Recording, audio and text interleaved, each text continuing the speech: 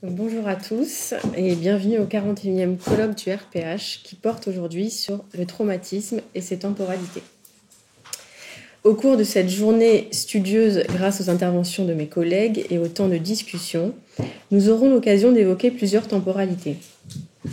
Celles qui ont vu naître les avancées théoriques et cliniques du concept de traumatisme, celles qui sont intrinsèques au traumatisme lui-même, dus ou des traumatismes à ses manifestations symptomatiques d'après-coup, et enfin les temporalités au sein même de la cure psychanalytique, lorsque le clinicien peut témoigner, grâce au discours du patient ou du psychanalysant, d'une avancée matérialisée par l'allègement du poids des symptômes issus du traumatisme, voire leur résolution. Depuis l'Antiquité, les guerres et les batailles n'ont eu de cesse de révéler les séquelles douloureuses sur la santé physique et psychique des soldats. À l'ampleur de cette souffrance dont les blessures n'étaient pas visibles, s'est longtemps opposée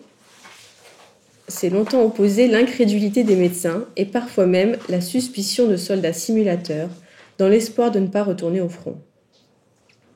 C'est ainsi qu'au fil des années, l'importance de la souffrance psychique des traumatisés de guerre a été dévoilée.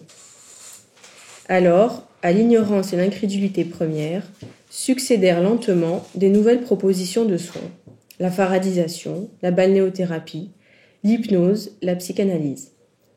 Si certaines devenaient obsolètes, il en est d'autres qui ont perduré et fait leurs preuves au fil des années. C'est le cas de la psychanalyse. Étymologiquement d'origine grecque, le terme de trauma signifie blessure au sens littéral et un désastre, un échec au sens figuré. Traumatismos est dérivé du verbe traumatizo qui renvoie à l'action de blesser, de couvrir de blessures. Le dictionnaire de l'Académie de médecine indique que trauma et traumatisme sont employés comme synonymes. La définition de trauma est celle d'une blessure et par extension du choc qui en est la cause. L'utilisation du mot trauma est à privilégier pour son acception médicale. Le CNRTL complète cette définition médicale en précisant qu'il s'agit d'une lésion locale produite par une action extérieure. Puis, nous sommes renvoyés à la définition du terme de traumatisme. Son acception psychologique et psychanalytique est celle d'un violent choc émotionnel provoquant chez le sujet un ébranlement durable. Quant à son usage médical, pour l'un, il s'agit d'un ensemble de manifestations locales ou générales provoquées par une action violente sur l'organisme. Pour l'autre, c'est le résultat sur l'organisme humain d'une action physique nuisible et à nouveau par extension, l'ensemble des troubles mentaux pouvant être attribués à une action violente, cette fois-ci de nature physique ou psychologique. Retenons alors que le trauma désigne la blessure, tandis que le traumatisme renvoie à ces phénomènes secondaires à intensité variable, ce qui nécessairement fait naître une temporalité. L'un et l'autre sont indissociables. C'est particulièrement à la fin du XIXe siècle, quelques décennies après l'arrivée des premiers chemins de fer, que se multiplient les accidents et les accidentés. Les voyageurs victimes de ces accidents développent des symptômes psychopathologiques que les médecins diagnostiquent comme étant dus à la commotion causée par la violence de l'accident. En 1866 apparaît le terme de railway spine, formulé par le docteur Eriksen pour décrire le syndrome dont souffrent ces victimes d'accidents de chemin de fer et d'accidents du travail. Malgré des lésions invisibles, c'est la thèse organique qui est retenue. Elle soutient que le choc de l'accident est responsable de dommages tissulaires au niveau de la moelle épinière et qui plus tard atteignent le cerveau. Cela explique les symptômes de tremblement, d'angoisse ou de dépression qui sont, eux, bien observables. On peut déjà noter un élément important admis au sein même de la position organiciste de l'époque, c'est la prise en compte par les médecins de l'importance de la violence de l'accident, du choc vécu, que ses répercussions soient émotionnelles, psychiques, corporelles ou organiques.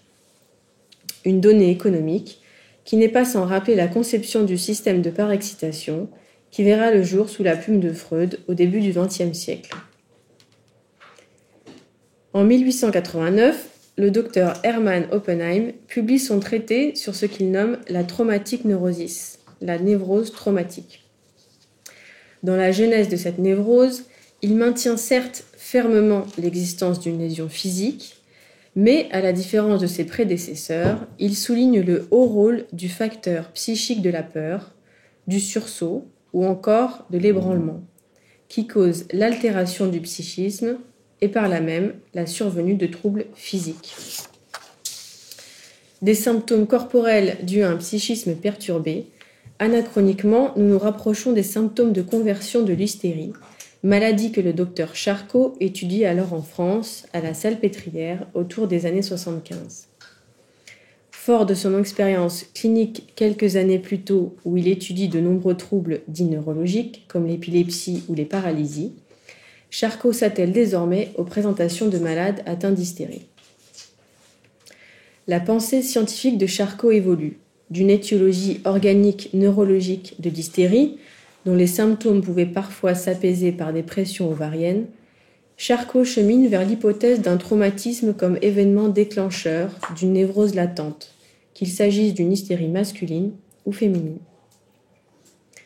Il évoque le traumatisme, le choc, comme un agent provocateur qui vient révéler des prédispositions.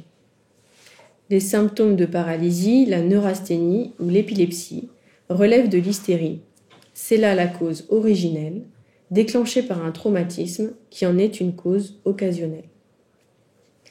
En 1888, il réfute l'existence de lésions physiques et postule qu'il s'agit plutôt de lésions d'ordre dynamique pour éclairer la nature traumatique des symptômes.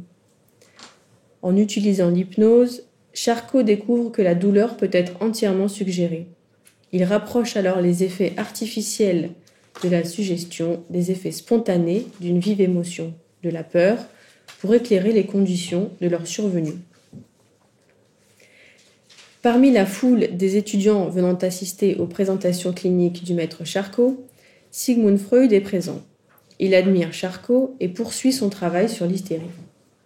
Quelques années plus tard, en 1895, il y répond avec Breuer grâce au discours des patientes hystériques.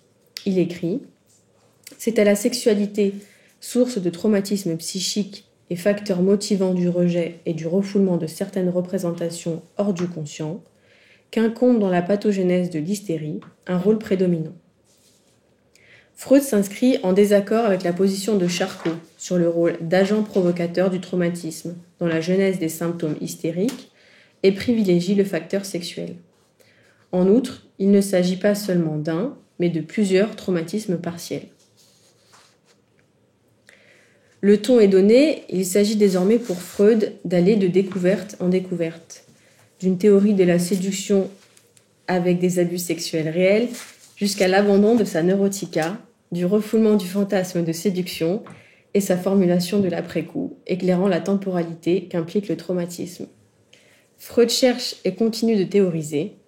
En 1920, il écrit « Au-delà du principe de plaisir », et c'est aussi ce que fera Jacques Lacan en articulant sexualité, réel et traumatisme pour parler du traumatisme. C'est au fil des interventions des membres cliniciens du RPH que nous apprendrons le destin théorico-clinique du traumatisme et de ses temporalités dans la pensée de Freud et de Lacan et dans la clinique psychanalytique contemporaine. Ces derniers enseignements sont-ils toujours d'actualité ? Quelles contributions les cliniciens d'aujourd'hui peuvent-ils apporter au concept de traumatisme ? Voilà, je vais m'arrêter là. Je vous souhaite à tous une très bonne journée. Merci.